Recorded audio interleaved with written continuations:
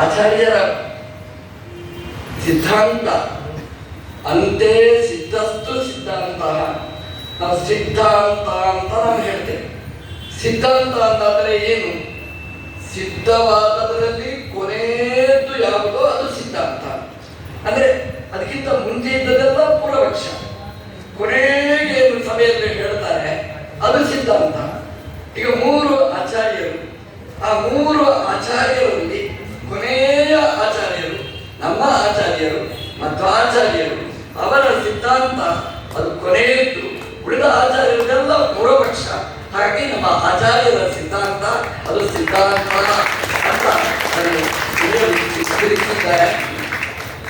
ನಮ್ಮ ಸಂಸ್ಥೆಗಳನ್ನು ನಾವು ಚಿಂತನೆ ಮಾಡುವಾಗ ಶಾಸನಗಳಿಂದ ನಾವು ಚಿಂತನೆ ಮಾಡ್ತೇವೆ. ಇದು ತಾಮ್ರ ಶಾಸನ ಸಿದ್ಧವಾದ್ದು. ನಮ್ಮ ಸಂಸ್ಥೆಗೆ ತಾಮ್ರ ಶಾಸನ ಇದೆ, ನಮ್ಮ ಸಂಸ್ಥೆಗೆ ಶಿಲಾಶಾಸನ ಇದೆ. ಹೀಗೆ ಹೇಳಿ ಸಂಸ್ಥೆಗಳ ವೈಭವವನ್ನು ಹೇಳುತ್ತಾರೆ. ನಮ್ಮ ಆಚಾರ್ಯರ ಸಿದ್ಧಾಂತ ಅದಕ್ಕೆ ತಾಮ್ರ ಶಾಸನ ಅಲ್ಲ, ಬರೀ ಸುವರ್ಣ ಶಾಸನ ಅಲ್ಲ, ಲೌಕಿಕ ಶಾಸನಗಳಲ್ಲ, ಅನಾದಿಯಾದ ಅಪೌರುಷೇಯವಾದ ವೇದದ ಶಾಸನ ಇರತಕ್ಕಂಥ ಸಿದ್ಧಾಂತ ಆಚಾರ್ಯರ ಸಿದ್ಧಾಂತ. ಮಂತ್ರವರ್ಣೈ ಅನುವರ್ಣನೀಯ. ಆಚಾರ್ಯರ ಯಶೋಗಾಥೆ ಇರಬಹುದು, ಆಚಾರ್ಯರ ಜೀವನ ಇರಬಹುದು, ಆಚಾರ್ಯರ ಸ್ವರೂಪ ಇರಬಹುದು, ಅದೆಲ್ಲ ವೇದ ಪ್ರತಿಪಾದ್ಯಮಾನವಾದದ್ದು.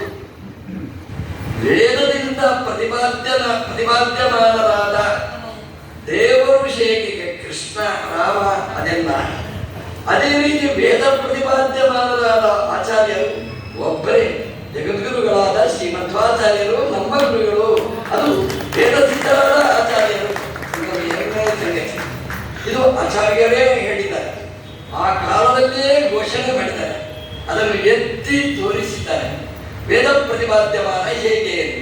ಅದಕ್ಕೆ ಫಲಿತಾ ಸೂಕ್ತವನ್ನು ಉದಾಹರಣೆಯಾಗಿ ಕೊಟ್ಟು ಪ್ರತಿಯೊಂದು ಗ್ರಂಥದ ಕೊನೆಯಲ್ಲಿಯೂ ಕೂಡ ಫಲಿತಾ ಸೂಕ್ತದ ಅರ್ಥವನ್ನು ಹೇಳಿ ಅದರಲ್ಲಿ ಆಚಾರ್ಯರ ವೈಭವ ಹೇಗೆ ಪ್ರತಿಪಾದ್ಯಮಾನ ಆಗಿದೆ ಅದನ್ನು ವಿವರಿಸಿದ್ದಾರೆ. ಮೊದಲನೇದು ಪ್ರಥಮ, ದ್ವಿತೀಯಂ, ತೃತೀಯಂ ಅಂತ ಉಲ್ಲೇಖ ಮಾಡಿ ಮೊದಲನೇದ್ದು ಅದು ಹನುಮನವತಾರ, ವೃಕ್ಷ ದ್ವಿತೀಯಂ ವಪು, ಭೀಮಸೇನ ಅವತಾರ ಅದು ಎರಡನೇದ್ದು, ತೃತೀಯಂ ಏತತ್ ಮೂರನೇದ್ದು ಅದು ಮಧ್ವಾಚಾರ್ಯರದ್ದು ಅಂತ ಫಲಿತಾ ಸೂಕ್ತ.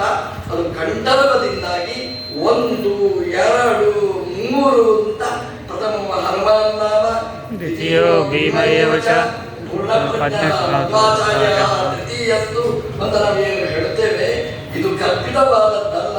ವೇದ ಪ್ರತಿಪಾದ್ಯಮಾನರಾದ ಆಚಾರ್ಯರ 3 ರೂಪಗಳು.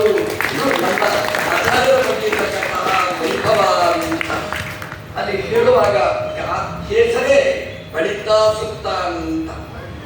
ಬಲ ಅಂದ್ರೆ ಬಲ. ಇತ್ತ ಅದು ಕನ್ನಡದ್ದು ಇತ್ತ ಅಲ್ಲ. ಇತ್ತ ಅಂತಂದ್ರೆ ಮೂಲ ರೂಪ ಹೇಗೆ, ಅವತಾರ ರೂಪಗಳು ಕೂಡ ಹಾಗೆಯೇ. ಮೂಲ ರೂಪ ವಾಯುದೇವರದ್ದು. ವಾಯುದೇವರ ವೈಭವವನ್ನು 6 ಉಪನಿಷತ್ತುಗಳಲ್ಲಿ ವಿಸ್ತೃತವಾಗಿ ವಿವರಿಸಿದ್ದಾರೆ. ಜೀವೋತ್ತಮತ್ವವನ್ನು ಸಮರ್ಥಿಸಿದ್ದಾರೆ, ವಾಯುದೇವರ ವೈಭವವನ್ನು ವಿವರಿಸಿದ್ದಾರೆ. ಹಾಗಾಗಿ ಮೂಲ ರೂಪ ಹೇಗೆ ಹಾಗೆಯೇ